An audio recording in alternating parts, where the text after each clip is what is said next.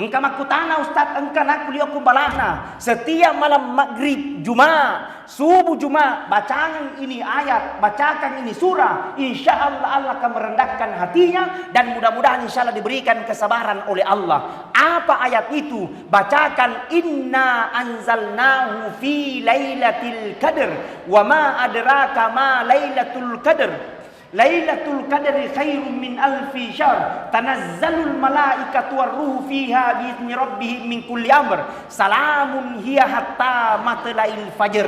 Usapkan kepalanya sampai dadanya sambil tiupkan, mudah-mudahan dia sabar. Narik kong kanak tak betta ya tori bacangi, narik kolai kait tak betta ya toro bacangi.